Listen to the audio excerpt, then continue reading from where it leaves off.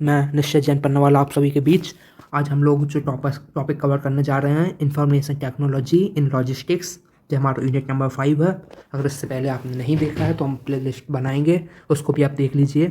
आज हम लोग कवर करेंगे warehouse management system, transportation management system, supply chain visibility and tracking technology, electronic data interchange and RFID, emerging trend in logistics technology.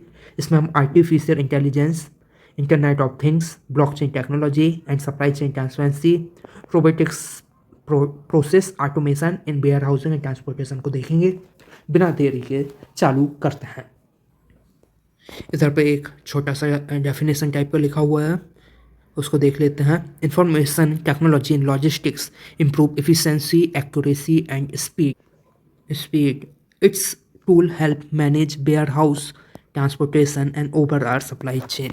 जो information technology है वो manage मतलब कि जो वेयर हाउसिंग, ट्रांसपोर्टेशन, इन सब में हेल्प करती है। एक्यूरेसी एकदम सटीक उसमें लाती है। स्पीड कम समय में अपन ज़्यादा से ज़्यादा काम कर पाते हैं। और जो ओवरऑल सप्लाई चेन है उसको इम्प्रूव करती है। हम इधर पर देखते हैं सबसे पहले वेयर हाउस मैनेजमेंट सिस्टम जो होता क्या है। इधर पर जो डेफिनेशन लिखी है, warehouse management system it's a software use to manage warehouse operation such as receiving, storing, picking and shipping the goods.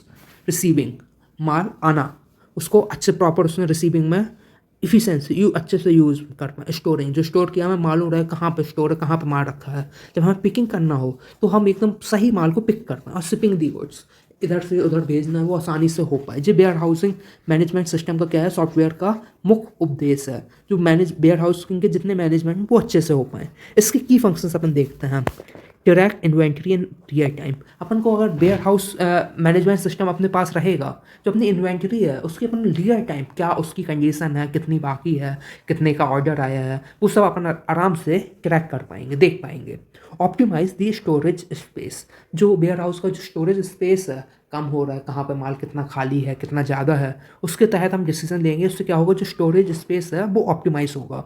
Automates task like order picking जिस सब होगा ऑटोमेशन हो जाएगा। अगर ऑटोमेशन हो जाएगा, अपने आप जो कॉस्ट है लेबर इन सबको देना पड़ता है वो अपने आप कम हो जाएगा।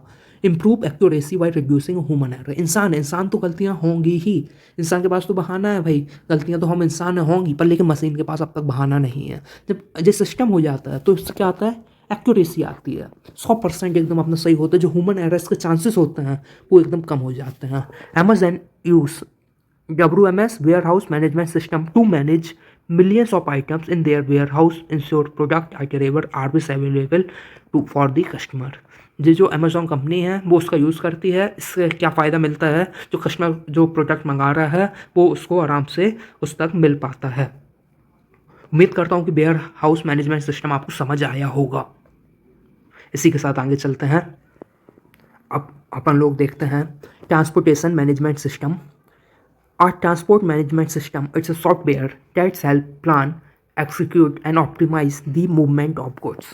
क्या किसमें हेल्प करता है, प्लान करने में। एक्सिक्यूट, जो आपको ऑर्डर जैसा ट्रांसपोर्ट आया है उसको। ऑप्टिमाइज द मूवमेंट, जो गुड्स एक जगह से दूसरी जगह जा रहे हैं वो एकदम आराम से पहुंच पाएँ। इसके की फंक्शंस देखते हैं। Select the best carrier and transport company based on their cost and delivery time. ये जो सिस्टम रहता है उसमें जैसे जितने भी लॉजिस्टिक्स की कंपनीज होती हैं, जो मतलब थर्ड पार्टी और फोर्थ पार्टी हो, उसको अपन मॉनिटर करते हैं कि उनका जो पिछड़ा कैसा क्या रिकॉर्ड है। उसमें देखते हैं कौन किस प्राइस में पहुंचा देता है, किससे कम गलतियां होती हैं। उन सब से क्या होता है, अपन सिलेक्ट कर पाते हैं बेस्ट कैरियर ट्रांसपोर्ट कंपनी को, जिससे कि हम अपने जो अगला लॉजिस्टिक प्रोसेस है वो हम कर पाएँ और उनके इन सबको देखते हुए।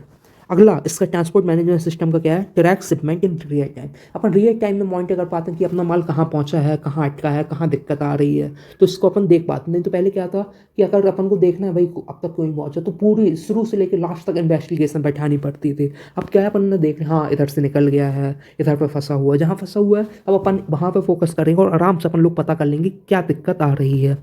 Plan efficient route to save fuel and time. जो अपना रास्ता है, 10 रास्ते हैं, वो अलग अलग रास्ते से जाके देखेगा कहाँ ट्रैफिक ज़्यादा होता है, कैसे कहाँ की रोड्स हैं। जो सबसे अच्छा रास्ता है जिससे फ्यूल भी बचे और समय भी बचे, उस रास्ते को अपन तय करेंगे। जिस ट्रांसपोर्ट मैनेजमेंट सिस्टम से पॉसिबल हो पाता है। इंश्योर कॉम्प्लियंस विथ रेगुलेशन, जैसे कि जो ट्रांसपोर्ट जो नियम कानून सरकार के रहते हैं उसको फॉलो करने में हेल्प करता है। वेट लिमिट, जैसे कि क्या है उसमें मान लीजिए उसकी जो कैपेसिटी है वो मान लीजिए आप मान लीजिए 50 टन की है या 100 टन की, आप मान लीजिए 50 टन मतलब कितना, समथिंग अराउंड 50,000 किलो, हाँ या 1 टन में होता है 1000 kg, 50,000 किलो की कैपेसिटी है। ओवरलोड करते जाते हैं तो उससे क्या होता है कि जो सिस्टम होता है वो बता देता है भाई ओवर लिमिट हो रहा है, इस ट्रक में इतना स्पेस खाली है। जो सरकार के नियम कानून है उसके तहत हम ट्रांसपोर्ट मैनेजमेंट सिस्टम के तहत हम उससे पहुंच पाते हैं। एग्जाम्पल इसका अपन देखते हैं। Our transport management system might suggest using rail transport for heavy goods to reduce cost and truck for a faster delivery. तो जैसे रेलवे ट्रांसपोर्ट अपन को जैसे कुछ हैवी गुड्स है उसमें यूज़ करो, ट्रक्स को यूज़ करो जब अपन को फास्ट डिलीवरी करनी हो, क्योंकि रेलवे ट्रक्स इन सब के अलग अलग इंपॉर्टेंस हैं और कहीं पर ट्रक ट्रांसपोर्ट अच्छा है, कहीं रेलवे अच्छा है, तो अपन को देखना है कि कौन सा अच्छा है। ये एक टाइप का अपन डेटा होता है, इधर से अपन अध्ययन करके सही डिसीजन ले पाते हैं।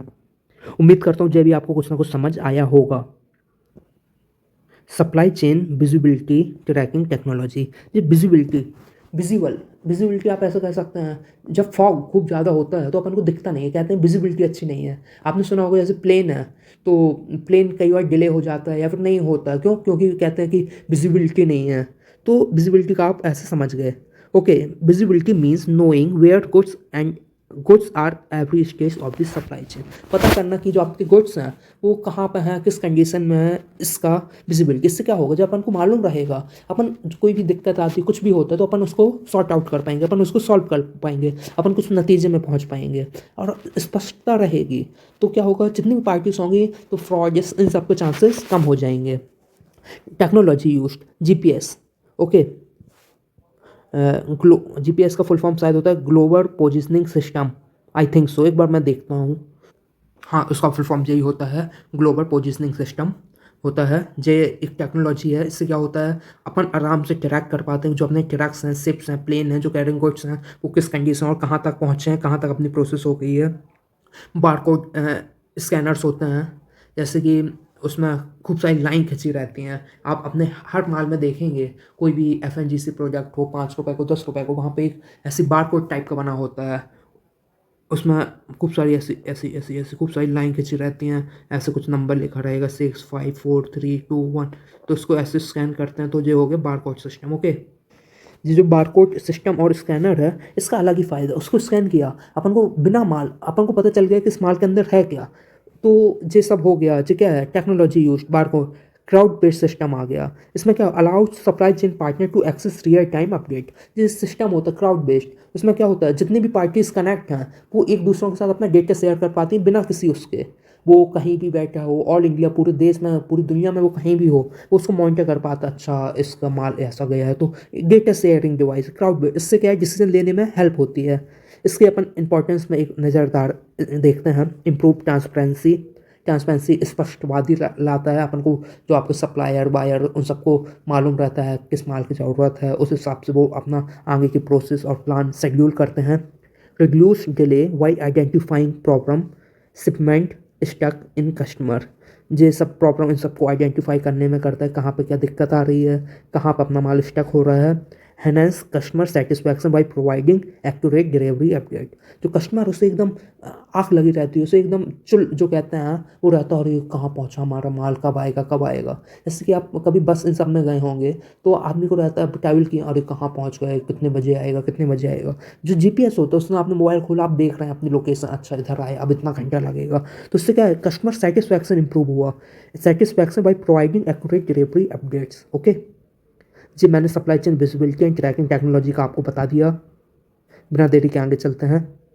अब जो अपना है अगला टॉपिक है electronic data interchange and RFID। सबसे पहले देखते हैं इलेक्ट्रॉनिक डेटा इंटरचेंज क्या होता है। A system that allow company to exchange business documents like purchase order invoice electronically.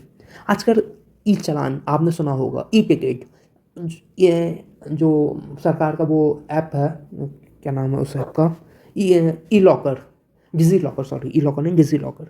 आपके पास ड्राइविंग लाइसेंस नहीं है, आप उसको दिखा दीजिए तो वो एप्लीकेबल होगा।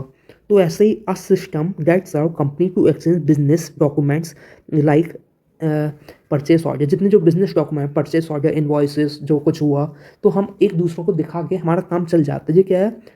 इलेक्ट्रॉनिक डेटा इंटरचेंज है। समझा आप लोगों को? इसका एग्जाम्पल देखिए। Instead of sending paper invoice, supplier send electronic invoice directly to buyer system. पहले अपन को हार्ड कॉपी भेजना था, अपन ने क्या किया, जो इनवॉइस था, जो आपका बिल का डॉक्यूमेंट था, वो अपन ने दिखाया और अपना प्रोसेस आगे कंटिन्यू हो गया। इसके क्या क्या फ़ायदे मिले? एक तो हुआ faster communication, okay, fewer error compare to manual. Manual मैंने आपको बताया इंसान गलती करेगा, उसके पास बहाना नहीं, भाई हम तो इंसान हैं, हमसे गलती होगी। पर लेकिन जब इस सिस्टम का यूज़ किया तो चांसेस गलतियों के बहुत कम है। गलती होगी तो इंसान की वजह से होगी, सिस्टम की वजह से ही होगी। तो फास्ट कम्युनिकेशन हुआ। सस्टेनेबिलिटी की तरफ हम गए। सस्टेनेबिलिटी, पेपर क्या है, कितनी ज़्यादा वो होता है उसमें कम हुआ। और और अच्छे से मतलब कि गुम होने के, उसको ख़त्म होने का, जो आपका इनवॉइस है, डॉक्यूमेंट्स है, डैमेज होने के चांसेस कम हुए। जो मैंने आपको बता दी इलेक्ट्रॉनिक डेटा इंटरचेंज क्या होता है, आप लोग अच्छे से समझ गए होंगे, उम्मीद करता हूँ। अब मैं आपको बता रहा हूँ रेडियो फ्रीक्वेंसी इंडिकेशन। क्या बता रहा हूँ? Radio frequency indication, okay. इसका क्या है? Use small electronic tags on product to track time. कोई भी सामान था, अपन उसने एक टाइप का रेडियो, मतलब कि कुछ लगा दिया, स्कैनर समथिंग लाइक उस टाइप का, या डिवाइस समथिंग लगा दिया। उससे क्या हुआ, जैसे कि आप मान लीजिए जूते का बॉक्स था, तो उसके अंदर उसने अपने लगाया, उसने पूरी इन्फॉर्मेशन सेट थी। जैसे ही वो सिस्टम में आया, उसने स्कैन किया, उसने बता दिया कि जूते का रंग कौन सा है, साइज़ कौन सा, पूरा। अपन को खोल के देखने की कोई आवश्यकता नहीं है। इससे क्या हुआ कि इंसान का जो प्रोडक्टिव टाइम है, खोलो बोलो बंद करो, इससे वेस्टेज है। अपन ने उसी को स्कैन किया और अपन ने सेलेक्ट कर लिया, हाँ भाई इसी पर्टिकुलर माल की बात चल रही है। An RFID tag on a box of shoe allow a warehouse system to locate its instantly without opening the box. Okay, आपको समझा? इसका बताया। इसके benefits, speed up inventory check, जो आपका माल था वो एकदम आसानी से चेक हो पाएगा। Reduce lost and misplaced item, जो कई आइटम्स रहते हैं वो मिसप्लेस हो जाते हैं, चेंज हो जाता है कि इस बक्से को उस बक्से में हो गए, पर लेकिन जब खोलेंगे नहीं तो एक बक्से का उसी बक्से में रहेगा। जो लापता और मिसप्लेस मिस्ड लाभ, इनके चांसेस कम से कम हो जाएंगे। जो आपको समझ आए रेडियो फ्रीक्वेंसी इंडिकेशन क्या होता है। चलिए आगे चलते हैं। अब देखिए emerging trends in logistics technology. अब देखिए artificial intelligence and machine learning, ये काफ़ी शानदार टॉपिक है। जो आर्टिफिशियल इंटेलिजेंस है, जो ख़तरनाक चीज़ है, मतलब कि वो एकदम सटीक है, फास्ट है, जो काम करने में खूब लंबा समय लगता था वो अब 2 मिनट 5 मिनट ऐसे चुटकियों में हो जाता है। Machine learning logistics, AI is a system analyze large amount of data to make prediction and improve decision making। जो AI है वो खूब सारा जो पिछला डेटा है उन सब में अध्ययन करता है और उससे मेक प्रोडक्शन करता है कि हम आगे क्या और सही कैसे डिसीजन लें। यही आप लोगों को समझे?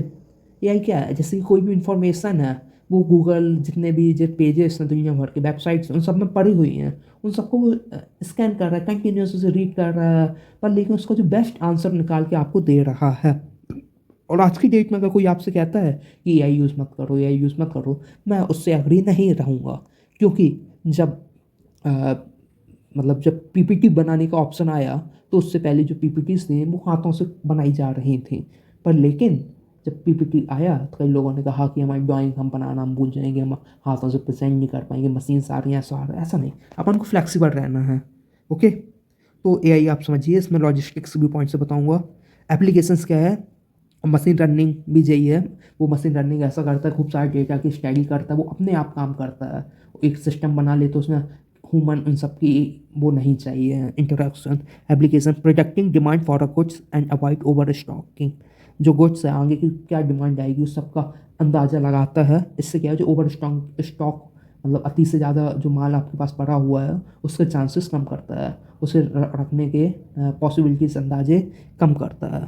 Optimise the delivery routes and save fuel, जो बेस्ट पॉसिबल वे होता है रास्ते जाने का, कहीं अपन को मुंबई से दिल्ली जाना, जो सिंपल सबसे आसान रास्ता होगा, क्योंकि रास्ते 10 होंगे पर लेकिन अपन को 10 रास्ते से नहीं जाना, एक ही रास्ते से जाना है, जिससे अपना समय और पैसे कम से कम लगें। ओके, और अगला detecting potential supply chain disruption weather affecting and shipment, जो सप्लाई चेन में जैसे कई बार फ्लाइट किसी एरिया में आ गया, उसने स्टडी कर ली, हाँ भाई इधर फ्लाइट आने के चांसेस हैं, तो उसने उस हिसाब से अपना रूट बदल लिया। तो ये हो गया। AI can suggest sending more winter jacket to a city based on weather forecast, उसने पता लगा लिया कि जो नई दिल्ली है सर वहाँ पे खूब ज़्यादा ठंड पड़ेगी, तो उसने कहा कि इधर पर अपन खूब सारी जैकेट भेज सकते हैं। उसने कहा कि महाराष्ट्र का जो मुंबई शहर है वहाँ पे इस बार खूब ज़्यादा ठंड हो सकती है, तो वहाँ पे उसने उस टाइप की जैकेट्स भेज दी। समझा आप लोगों को उस टाइप के डिसीजन लेने में, जो मतलब एआई एक इमर्सिंग टेक्नोलॉजी लॉजिस्टिक्स सेक्टर में, कुछ ना कुछ आपको समझ आया होगा। चलिए अगले पॉइंट को देखते हैं। अगला पॉइंट अपना internet of things and smart logistics. Internet of things connects drive devices like sensor to internet allowing them to communicate and share data। इसमें क्या होता है, जैसे कि जो लॉजिस्टिक्स में डिफरेंट सिस्टम है, जैसे वेयर हाउसिंग सिस्टम है, जो सप्लायर का सिस्टम है, बायर का सिस्टम है, ट्रांसपोर्टेशन का सिस्टम, ये सब आपस में एक दूसरे से कनेक्ट रहते हैं। अगर इधर पर XYZ कुछ अचानक से डिमांड आती है, कुछ होता है, वो ऑटोमेटिक जो इन्फॉर्मेशन होगा दूसरे को शेयर कर देगा।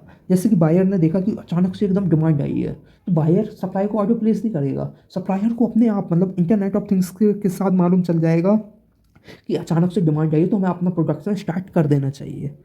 इस टाइप का होता है internet of things. Connect device like sensor to internet allowing them to communicate and share data. Okay. applications sensor interacts to monitor temperature for a sensitive goods। जैसे वैक्सीन्स, जैसे कि जो वैक्सीन्स थी, जैसे कोविड-19 की वैक्सीन्स थी, वो पूरे देश दुनिया में जब भेजी गई तो क्या हुआ, जो टैक्स थे, जिन टैक्स के थ्रू भेजी जाएंगे वहाँ सेंसर लगे थे, और उसने देखा कि इधर पर एकदम से कुछ टेम्परेचर में बदल रहा है, कि जो वैक्सीन का हमें टेम्परेचर चाहिए था सिर्फ 5 सेल्सियस, उसने देखा कि यार टेम्परेचर एकदम से इंक्रीज हो रहा है, 10 हो गया है, तो अचानक से चिंग चिंग चिंग चिंग, तो इधर पर वो जो टीम थी वो एकदम एक्टिव हो गई। उसने कहा हाँ भाई इधर पर क्या दिक्कत है, कहीं वैक्सीन हमारी ख़राब ना हो जाए, जिसने लाखों करोड़ों लोगों की जान बचानी है। तो इस टाइप से हुआ। तो सेंसर के साथ तहत क्या था, अपने आप उसने इन्फॉर्मेशन शेयर कर दी, था कोई दिक्कत है इधर पर कुछ देखना पड़ेगा। Okay. Tracking warehouse equipments to ensure it's being used more efficiently. जो वेयर हाउस के इक्विपमेंट्स हैं उन सबको अच्छे से इफिशेंट उससे यूज़ हो पाएँ। Smart sleeps that notify the manager when stock is running low. जो स्टॉक में जैसे कुछ कमी आई तो मैनेजर को स्लैब्स इन सबको बता दिया कि हाँ भाई इधर कुछ अंतर देखने को मिल रहा है। Internet of things help to ensure that perishable कुछ लाइक फ्रूट्स वेजिटेबल, इधर पर वेजिटेबल भी इसी में आता है, कौन से कुछ में, perishable goods are transported at a right temperature. Fruits वगैरह उनको मान लो अगर खूब ज़्यादा गर्मी नहीं होगा तो आपका फ्रूट्स ख़राब हो जाएगा, तो अपन को सही टेम्परेचर में रख के उसे एक जगह से दूसरी जगह भेज देना है, इम्पोर्ट एक्सपोर्ट जो कुछ करना है आपको कर देना है। जो इंटरनेट ऑफ थिंग्स के थ्रू पॉसिबल हो पा रहा है। इसमें आपस में इंटरनेट ऑफ थिंग्स में आपस में सब डिवाइस एक दूसरे से कनेक्ट होते हैं, जिससे हम लोग एकदम ऑटोमेटिक डिसीजन ले पाते हैं, और जो सिस्टम रहता है वो और अच्छे से काम करता है। अब जो अपना अगला टॉपिक है वो है blockchain technology and supply chain transparency. जो digital ledger date record transaction security and transparent. जैसे कि जो भी लेज़र समझते हैं, जो लिखा पढ़ी जिसमें होती है, एक रिकॉर्ड टाइप का होता है। ब्लॉकचेन के तहत ये सुनिश्चित होता है कि उसने कोई मैनिपुलेट, उसमें कोई झोल मार या कुछ घपला टाइप का ना कर पाए, उस डेटा को बदल ना पाए। एक बार जो सिस्टम में आ गया उसके साथ कोई चीटिंग ना हो। तो जैसे कि कई बार क्या होता था कि कंपनी ने माल आया 100 टन, पर लेकिन जो घपले कर दिए उन लोगों ने कहा कि नहीं भाई सिर्फ 9 टन आया, 1 टन वो लोग बचा लिए। जो रिकॉर्ड्स थे, मैनुअल रिकॉर्ड्स थे, भ्रष्टाचार हो गया, जो रिकॉर्ड कर रहा उसे कुछ पैसे दिए, ऐसे वो लोग घपला कर लेते थे। पर लेकिन अब ऐसा नहीं, एक बार जो सिस्टम में आ गया उसको आप चेंज नहीं कर सकते हो, चाहे वो गलत हो या सही हो। ये ब्लॉकचेन के तहत संभव हुआ। इधर पर जो सिक्योर, ये समझा, सिक्योरिटी मतलब सुरक्षा के साथ, और ट्रांसपेरेंटली एकदम स्पष्ट और सही के साथ। इसके जो ब्लॉकचेन है उसके एप्लीकेशंस लॉजिस्टिक्स अपन देखते हैं। Track journey of goods from origin to delivery, मतलब कि ट्रैकिंग करने में काम आता है। मतलब उसको अध्ययन, उसको पता चलता रहता है कि गुड्स की कहाँ से आया है, कौन से देश से ओरिजिन हुआ है। Okay. Prevent fraud by creating tamper proof records. इसको मैं जैसे आपको बताया पहले क्या होता है, जैसे 10 टन माल आया तो अपन ने सिर्फ 9 की दिखा दी, 1 टन मसक लिए, अपन ने जो लिखा पढ़ी का अधिकारी तो उसे घूस दे दी, करप्ट कर लिया। तो इस टाइप का जो फ्रॉड ही है ना एक टाइप का, तो इससे एक बार जो डेटा में आ गया उसको आप बदल नहीं सकते हो। ठीक है। Build trust with a customer by providing product ऑथेंसिटी और ऑर्गेनिक ऑथेंसिटी, मतलब जो आदमी ऑथेंटिक है कि नहीं, जो विश्वसनीय है कि नहीं, तो इससे क्या हुआ, जो ट्रस्ट मतलब कि इंक्रीज़ हुआ किसके बीच, कस्टमर और जो आपका लॉजिस्टिक्स डिपार्टमेंट उसके बीच। ओके, इसका एग्जांपल देखिए, a blockchain system can show customer every step coffee bean took from farm to their cup. जैसे ब्लॉक चेन के तहत अपन पता कर सकते हैं जो कॉफ़ी बीन है, जो कॉफ़ी बनाने का दाना है, वो फार्म से लेके कहाँ पर कितने दिन रुका, कहाँ पर कैसा हुआ, इसको आप आराम से कस्टमर एकदम, हाँ भाई हम जो खा रहे हैं वो एकदम ऑर्गेनिक खा रहे हैं, कोई उसमें मिलावट नहीं हुई है, ऐसे बाकायदा अध्ययन किया जा सकता है। किसकी, ब्लॉक चेन की वजह से, लॉजिस्टिक्स मैंने आपको बताया। अब बिना देरी के अपन अंतिम और लास्ट टॉपिक में चलते हैं। हाँ लास्ट है ना, हाँ लास्ट है। तो लास्ट अपना टॉपिक है robotics process automation and warehousing and transportation. Okay, जो होता क्या है, robotics process and automation use robots and software to automate repeated task. इसमें क्या होता है, जो घिसे पिटे काम होते हैं जो बार बार रिपीट हो रहे हैं, जो कंटिन्यूस उसमें हो बार बार हो रहे हैं, तो उसको हम क्या करते हैं, ऑटोमेट, मतलब कि ऑटोमेशन में ले आते हैं। समझे आप लोग, मतलब कि उसे अपने आप हो जाएगा, प्लस किया बटन दबाए वो काम अपने आप चालू हो जाएगा। जो से ऑटोमेशन देखिए, इसकी एप्लीकेशन देखिए, automate packaging and sorting in warehouse. जैसे कि वेयर हाउस है, आप सॉर्टिंग का मतलब ऐसे समझिए जैसे काजू है, काजू के अलग अलग दाने आते हैं। ओके, जो बड़ा दाना आता है उसको अपन ने ए ग्रेड कर दिया, जिससे छोटे दाने तो उसको बी ग्रेड में कर दिया, उससे छोटे थे उसको सी ग्रेड में कर दिया, और जो टुकड़ी थी उसको अपन लोगों ने टुकड़ी उसमें कर दिया। तो क्या किया, ऑटोमेट मशीन ने किया, वो जो अच्छे बड़े साइज़ के काजू थे, ओके, उसको उसने एक अलग साइज़ में डाल दिया, उसको महंगा बेचा। जो उससे छोटे साइज़ के थे उनको अलग अलग किया। तो क्या हुआ कि सॉर्टिंग करने में वेयर हाउस में वो हेल्प किया। तो पैकेजिंग में हेल्प करता है कि ऑटोमेट कर दिया, मशीन अपन ने लगा दी, तो अपने आप वहाँ पर पैकेजिंग हो रही है माल की, जो ह्यूमन इंटरवेंशन वो कम से कम हो रहा है। ये किसके through, robotics process and automation के तहत हो पाता है। Generated invoice and shipping levers, जो जो इन्वॉइसेस होते हैं, इन्वॉइसेस समथिंग लाइक बिल, और जो शिपिंग लेवर्स होते हैं, जो कुछ लगता है वो अपने आप हो जाता है, हमें बार बार चेक करने की या ह्यूमन के उसकी ज़रूरत नहीं है। शेड्यूलिंग डिलीवरी रूट्स, जो डिलीवरी मतलब माल एक जगह से दूसरी जगह कई रास्ते होते हैं, तो हम शेड्यूल कर पाते हैं कौन सा माल कितने बजे और कहाँ से जाना चाहिए। ओके, इसके बेनिफिट, इसके क्या क्या फ़ायदे हुए, save times and reduce cost, time बचता है, जो गलतियाँ होने कम से कम होती हैं, क्योंकि रोबोट्स गलती नहीं करते, मशीन गलतियाँ नहीं करती हैं, और वो क्योंकि उनके पास बहाना नहीं है कि नहीं भाई गलतियाँ तो हमसे होंगी। Allow employees to focus more complex task. अब जैसे कि बाकी जो काम है वो तो भाई किससे पटे हैं ना, अब जो उनके मेन कोर एक्टिविटी है जहाँ पे आपको रियल में दिमाग लगाना, आप वहाँ दिमाग लगाइए, और जो इस टाइप का काम है वो तो भाई हम लोग कर लेंगे। जो कॉम्प्लेक्स, जो वैल्यू ऐड का उसमें दिमाग लगाइए, इसमें मत लगाइए कि यार पैकेजिंग में लगे हुए हैं, पैकेजिंग करनी, ये ऑटोमेट करा दिया, अपने आप पैक हो रहा, अपने आप पैक हो रहा, अपने आप पैक हो रहा है, बटन चालू किया, टका टक काम चालू हो गया। इसका एग्जांपल देखिए, robots in warehouse can pick and pack order much faster than human. जैसे कि ऑर्डर आया तो उसने कहा कि हमें चुटचुड़े पार्ले जी का बिस्किट चाहिए, Parle G biscuit, G for genius चाहिए, वो गया उसने पिक किया, ऐसे गया, ऐसे गया, ऐसे गया, देखिए ये गई, इसने इधर से बिस्किट उठाया, चुई, इधर पर उसने पैक किया, और ये आपके घर तक आ गया। तो आप समझा इधर पर पैकेजिंग इन सब में, और जो इंसान को खूब टाइम लगता है वो जाता है, फिर उसे कोई मिल जाता है, वो वहाँ पे पंचायत लगने लगता है, तो इसने जो हेल्प किया। तो इसी के साथ मैं अपनी बात ख़त्म करता हूँ, कोशिश करता हूँ जो बताना चाहता हूँ आप लोगों को कुछ समझ आया होगा। बोलिए मेरे साथ, भारत माता की जय, भारत माता की जय, जय हिंद, जय हिंद। हम जीतेंगे, हम जीतेंगे, हम जीतेंगे, मन में है।